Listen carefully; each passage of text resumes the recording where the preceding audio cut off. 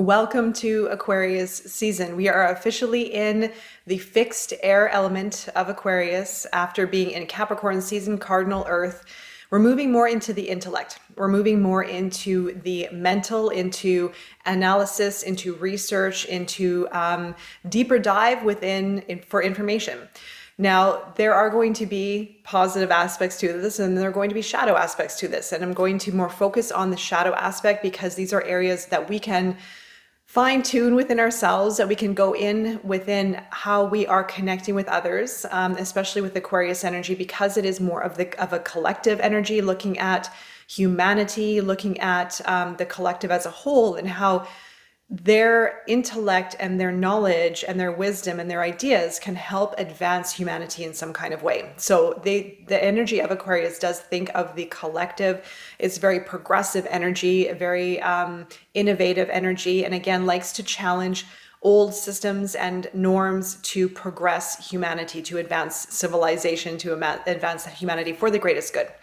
Now, the shadow side with this energy is that it can be on the colder side. Now, if you're familiar with the tarot, it is the Queen of Swords. It's on the cooler side, very discerning, very logical, likes to think things through, not so in touch with the emotions. And that's the part of the shadow aspect that I would like to focus on in this particular video. Now, we all have this archetype somewhere in our chart, and it's just really great to tune into these aspects of where can I look deeper within myself, where can I make maybe some improvements, and how is this energy affecting the way I am processing life or interacting with life or interacting with people.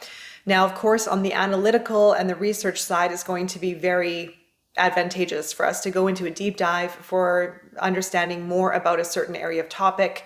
It's very much about dissecting information. It's a little bit of that Scorpio archetype where it's more on the information and logical side, but it's about dissecting and going in for information. And it's very much of what can we learn through information to make change. So it is of the water bearer, purification and change. But even though it's a fixed element, it still is fixed in the processing and researching of information, but it does have a mission. It does have a purpose with it. So again, with the shadow side of this archetype, because there's such an emphasis on the intellect, dissecting information, researching, studying, very tech savvy as well. So it could be about technology, it could be again advancing humanity, etc. There may be a detachment from emotions. Now, this could be sensitivities, it could be feelings, it could be feeling other people, it could be feeling within self.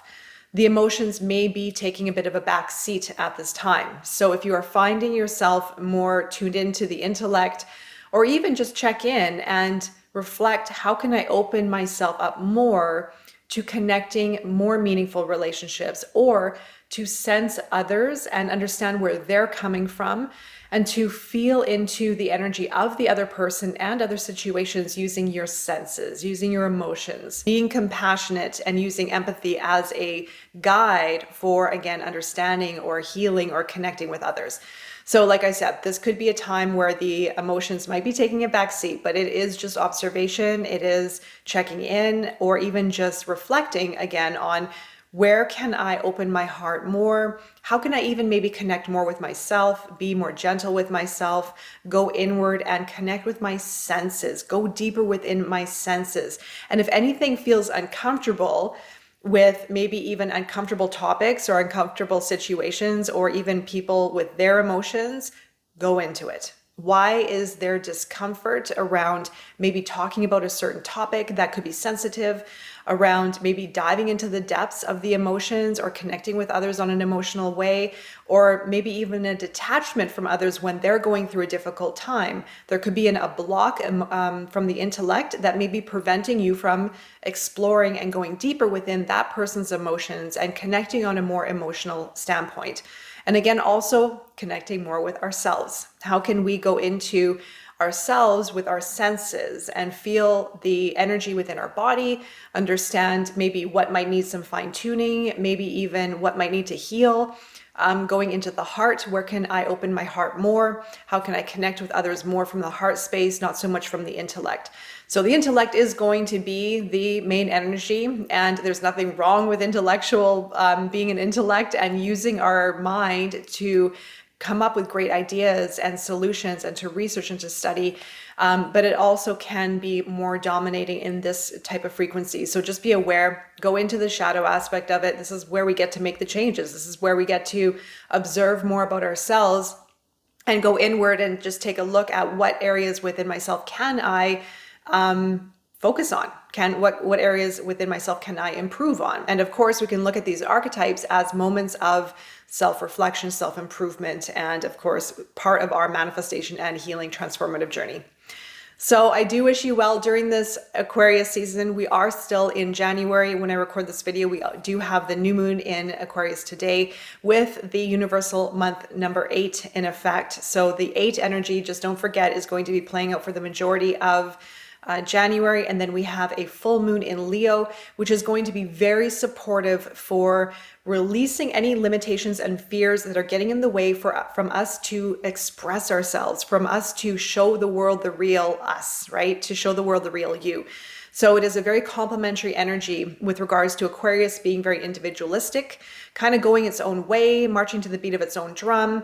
But in order for us to shine and in order for us to make an impact or create a movement or share our intellect with the world, we also must have the bravery and the courage to do that, to step into our light and to step maybe into the light, literally, to express ourselves, to be seen, to be recognized. So the full moon is going to be wonderful for releasing any fears or limitations or subconscious beliefs that could be preventing us from fully stepping into our light and sharing our wisdom, our ideas, and our gifts with the world. So I will be, of course, recording a separate video on the full moon in Leo. Just keep in mind of the cycle of how this is working for you and how you can work with this energy for furthering your self-development, spiritual development, and manifestation journey. Until next time, I'm wishing you all the best and take care.